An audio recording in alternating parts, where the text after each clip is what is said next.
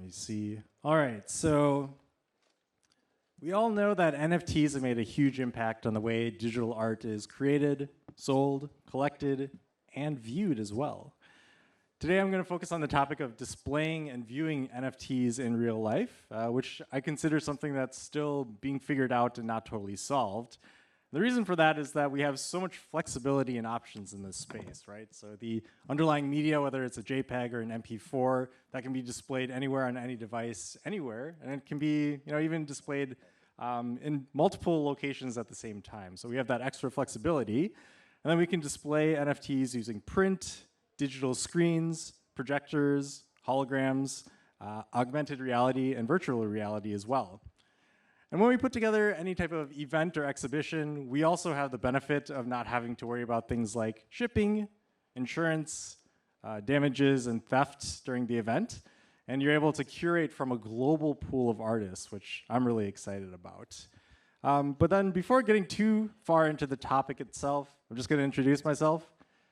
My name is Soo-Young, and in the NFT space, I do a fair amount of things, but primarily I'm an NFT curator and event organizer here in New York City.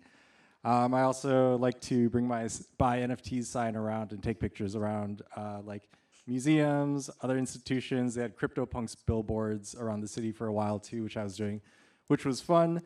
And then my day job, I'm a software developer, and I also picked up Solidity on the side, and then I also teach actuarial science and databases at university. So that's a little bit about myself. I'm gonna go ahead and try this clicker out. Awesome, okay. So the first event that I was involved in organizing was this, it was pretty small in scope. You can see it right here.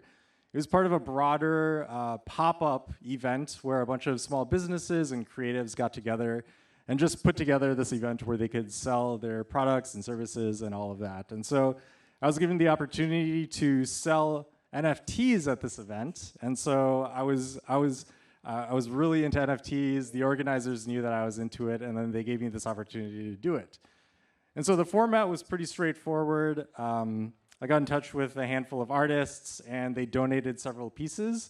And we were able to sell enough NFTs to raise $600 for the charity Send Chinatown Love, which is helping rebuild Chinatown after the pandemic. So that was really cool, and this was kind of my first foray into this idea of bringing NFTs into the real world. It was exciting for a lot of reasons. The first was that we were just able to showcase artists' work in Soho in New York, so that was cool. All the participating artists were very excited about that.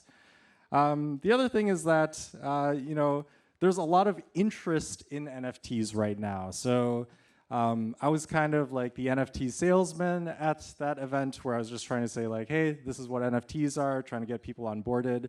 And there were a lot of like artists, filmmakers, photographers that were, oh, hey, I've heard of NFTs, and that sounds really interesting. I'd love to learn more. So there's a lot of interest out there from the general public. And then also, another thing that I learned too is that it's super early still. So you can imagine I'm not a great salesman, but then trying to convince people that don't know what an NFT is to buy an NFT is almost impossible. So if anyone ever thinks of the idea of selling NFTs to the general public, right now it is extremely difficult. I'm sure it'll get easier as adoption grows, but right now it's very difficult. So that was the first event. Pretty small in scope, but it was a good experience to kind of get my feet wet in this topic of bringing NFTs into the real world. After that event, oh, and I got another picture. This was a group of folks, some of the participating vendors or the volunteers, just who were involved in putting on the event. Really great group of people. So after that event, I was kind of thinking that I wanted to go bigger and be more ambitious with bringing NFTs into the real world. And so I made a few phone calls, signed a contract for a venue, bought a bunch of projectors, and basically just put together an exhibition totally from scratch. So the name of the exhibition was Renaissance Protocol. It took place in Manhattan in July, and it was basically just like very much scrapped together. It was very much like a community event where we took, we just had an open call, had hundreds of people submit their work, and then from there we were able to create different themes to present during the exhibition over 2 days. So unlike the previous event, this was much bigger in scale. There were over 100 artists presented, and this was over 2 days. So it's a lot of work coordinating with artists, getting all of the material ready, and just being present during the event as well. So that was Renaissance Protocol. Some things that I learned from this event was that organizing these types of events are actually very challenging. Like when I set out to do it, I thought it would be just a matter of getting some NFTs, putting them on a memory card, and that would be it. But it involved so much more work, and I really, anyways, yeah, so this talk is, what I want to do is kind of explain the ins and outs of putting on these exhibitions, and if any of you are interested in it, it definitely takes a lot of time, and it's a lot more work than it seems, but it's totally worth it. In addition to learning about some of the kind of like logistical challenges and all the hoops you have to jump through, the other main learning point for this exhibition for me was just being able to see the community in real life and really being able to engage with them and seeing all the excitement that people have for NFTs. And it was really special. I was able to meet a lot of people. They were super excited, and also I was able to meet the family members of artists who were so proud to have their family members displayed in Manhattan. Like, that was really cool. So a lot of artists were really happy and grateful for that, and there was just a lot of good energy. And I know that's carrying over in real life too for things like NFT.NYC. I know the community is great, always supportive, and very good to each other. So that's one thing that I learned there. And then the final exhibition that I'm going to talk about is what I call the menagerie. This was, again, increasing in scale. So this was a 5-day festival, or this was a 5-day installation that was part of a broader festival put on by Ars Electronica. So they had performances, an NFT gallery, and other activities for anyone who came to the event. And so it was over 5 days, similar format. We had an open call, kind of themes started to develop from there, primarily around how digital things and, we're talking about like metaverses, digital ownership, how that's becoming more and more integrated into our life.